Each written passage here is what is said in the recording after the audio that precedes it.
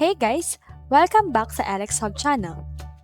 In this video, pag-uusapan natin ang Bluetooth control feature ng SumoBot V3 at Mini SumoBot.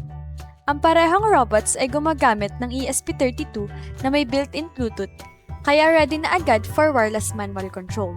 No need for extra modules. Importante rin na malaman na hindi Wi-Fi ang gamit dito. Bluetooth ang control system para mas stable at mabilis ang response, especially during actual robot testing or matches. Pag binili nyo ang SumoBot, may default Bluetooth name na agad ito na may kasamang device ID. Maganda ito kasi kahit maraming SumoBot sa area, madaling ma-identify kung alin ang sa inyo.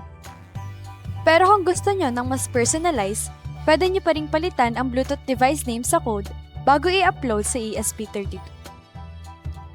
Useful ito lalo na sa competitions or classroom setup kung saan maraming robots ang sabay-sabay ginagamit. Para naman sa control, ginagamit natin ang app na Arduino Bluetooth Controller by Alex Hub.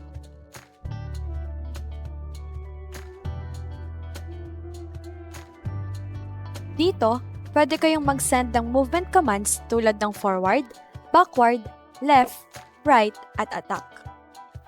Isa pang magandang feature ng app ay pwede mong piliin kung tap control or continuous control habang naka-hold ang button.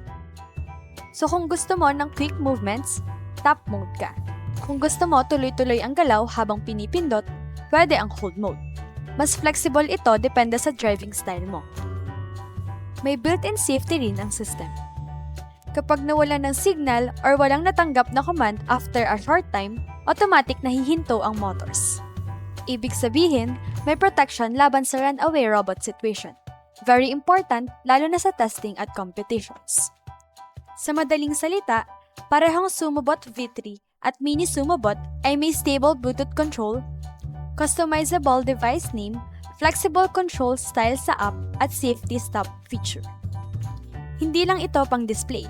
Talagang practical feature siya na tumutulong sa mas smooth na robot operation at mas professional na setup, lalo na kung marami kayong robots na ginagamit. So ayan guys, ngayon, alam nyo na kung paano gumagana ang Bluetooth control system ng SumoBot V3 at Mini SumoBot. Kung nakatulong itong video sa inyo, don't forget to like, subscribe, at i-hit ang notification bell para updated kayo sa susunod nating robotics tutorials. This is Alex Hub, empowering your projects. Kita-kits sa next video!